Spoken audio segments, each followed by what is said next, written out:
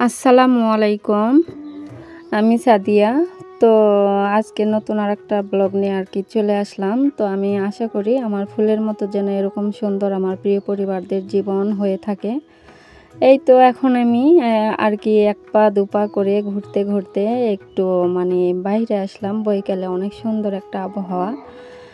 এই তো আমি অনেকটা সুন্দর সুন্দর শাকটা দেখে আমার অনেকটা ভালো লাগছে। আর শাক আমার অনেক পছন্দের একটা জিনিস, তার জন্যই তো আমি শাকটা তুললাম। আমরা গ্রামে বাস করি, ঠিক আছে মার্জি আপু, আমরা গ্রামে বাস করি, আমাদের সব কিছুই আর কি সহজেই পাওয়া যায়। আর শহরে যারা থাকে তাদের তো সব কিছু চাইলেও পাওয়া যায় না, সব কিছু আর কি কিনে খেতে হয়। তো শাকগুলো অনেক সুন্দর লাগছে। এই তো আনার পরে শাকগুলো সুন্দর করে ধুয়ে রেখে দিলাম আর কি শাকটা ভর্তা করব তার জন্য। এই তো শাকটা আমি এখন ভর্তা করব, তার জন্য পেঁয়াজ মরিচ সব কিছু রেডি করে নিচ্ছি। আমার শাক ভর্তার প্রস্তুতি আর কি শুরু করে দিলাম। শাকটা এখন ভর্তা করে নিব।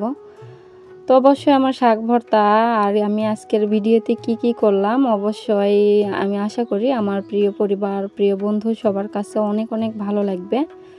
তো এই তো হাতে মেখে শাকটা ভর্তা করে সেই প্লেটে আর কি ভাত খাওয়ার কিন্তু মজাই আলাদা। তো গরম ভাতে শাক ভর্তা কিন্তু অসাধারণ একটা খাবার। তো শাক ভর্তা করে নিচ্ছি আর আমার ছেলেটা ভিডিও শ্যুট করতেছে।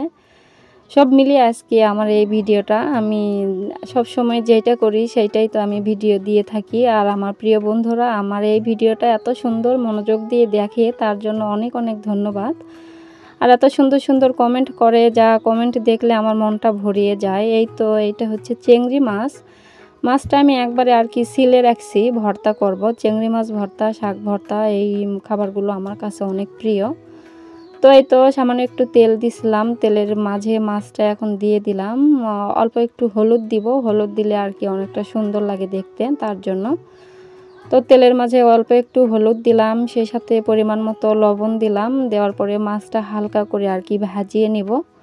ভাজিয়ে নিয়ে ভর্তা করলে অনেকটা খেতে টেস্ট লাগে, এরকম করে খাবেন। আর আমার প্রিয় আপুরা অনেকে অনেকভাবে রান্না করে, এটা আসলে আমাদের মেয়েদের সবার জন্য অনেক একটা সুন্দর, তাই না? কে কিভাবে রান্না করে এইটা দেখে কিন্তু অনেক কিছু শেখা যায়। আমি যেটা মনে করি, এই যে আমার স্বামী আপু কচুর লালের তরকারি, তারপরে যে আরও অনেক আপু অনেক তরকারি রান্না করে, আমরা কে কিভাবে রান্না করি এক একজনের রান্না এক এক রকম হয়ে থাকে। তো আর কি দেখে দেখে আমরা অনেকটা কিন্তু শিখতেও পারি, তাই না আমার প্রিয় আপুরা? তো এই তো আজকে আমি এই যে শাক ভর্তা করে নিলাম, সেই সাথে যে চিংড়ি মাছটা আর কি উপরে ওইটা রাখলে আমার ভালো লাগে না, তার জন্য আমি এরকম একবারে সিলে পরিষ্কার করি, দেখতে অনেকটা ভালো লাগে। এই তো মাছটা এখন আমি ভাজিয়ে নিচ্ছি। তো মাছটা ভাজি হবার পরে আর কি কিভাবে ভর্তা করি অবশ্যই আমার প্রিয় আপুদের দেখাবো, তার জন্য আমার আজকের এই রেসিপিটা নিয়ে আসছি। তো মাছটা এই তো ভাজা হয়ে গেছে, এখন আমি মাছের মধ্যে যে কাঁটা আছে কাঁটাটা আমি বের করে নিব, তাহলে আর কি ভর্তা করতে বা খেতে অনেকটা সুবিধা হবে। তার জন্য আমি এই তো একটা একটা করে সব মাছের কাঁটা বেছে নিচ্ছি। তো অনেক কিছুই বললাম, বলতে বলতে এই তো এই পর্যন্ত চলে আসলাম। আমার যারা পুরাতন বন্ধু তাদের প্রতি আমার অনেক ভালোবাসা, সেই সাথে যারা আমার নতুন বন্ধু, আমার ভিডিওটা যদি কারো নজরে পড়ে যায়, তো কেউ যদি ভিডিওটা দেখে থাকেন, আমার ভিডিওটা দেখে যদি একটুও ভালো লেগে থাকে, অবশ্যই আমার চ্যানেলটা সাবস্ক্রাইব করে দিবেন, পাশে থাকা নোটিফিকেশন অন করে দিবেন, যাতে আবার নতুন করে আমাদের ভিডিও নতুনভাবে আমার প্রিয় আপুরা আমার প্রিয় ভাইয়ারা সবাই দেখতে পারে। এই তো এখন আমি ভর্তাটা বানাবো, তার জন্য আর কি এই তো মরিচটা পিষিয়ে নিচ্ছি, তার সাথে কি দিব অবশ্যই এইটাও আমি দেখাবো। এই তো এখন আমি এইটা পিষিয়ে নেওয়ার পরে এই তো এখানে আমি কাঁচা কয়েকটা আস্ত রসুন দিলাম। রসুন দিলে ভর্তাটা অনেক সুন্দর একটা ফ্লেভার আসে, খেতে অনেকটা ভালো লাগে। তো অনেকটা বৃষ্টি হয়েছে সকালে, তারপরেও আর কি হালকাভাবে শর্টে আজকে রান্নাটা করে নিলাম। এই রান্নাটা আর কি আমি শেয়ার করে দিলাম আমার আপুদের আর কি দেখানোর জন্য। এইভাবে ভর্তা করে খেয়ে দেখবেন, অনেক টেস্ট লাগে।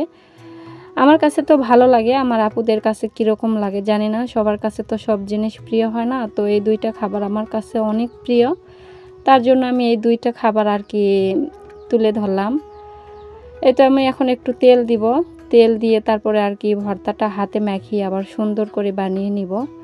অনেক কিছুই বললাম, বলতে বলতে তো প্রায় শেষের দিকে চলে আসলাম। আমার প্রিয় বন্ধুরা, আমার ভিডিওটা দেখে অবশ্যই একটা করে লাইক দিবেন, সেই সাথে আমার ভিডিওটা শেয়ার দিবেন। আপনাদের শেয়ারের কারণে আমার ভিডিওটা অবশ্যই অন্য কোনো নতুন বন্ধুর কাছে যাবে, তারা আবার নতুনভাবে দেখতে পারবে। তো সবাই অনেক ভালো থাকবেন, সুস্থ থাকবেন। সাদিয়া লাইফ স্টোরি ব্লগের জন্য দোয়া করবেন, আমি যেন নতুন করে আবার ভিডিও নিয়ে আমার প্রিয় পরিবারের সামনে আসতে পারি। সবাই অনেক ভালো থাকেন, সুস্থ থাকেন। দেখা হবে আবার পরের ব্লগে। আল্লাহ হাফেজ।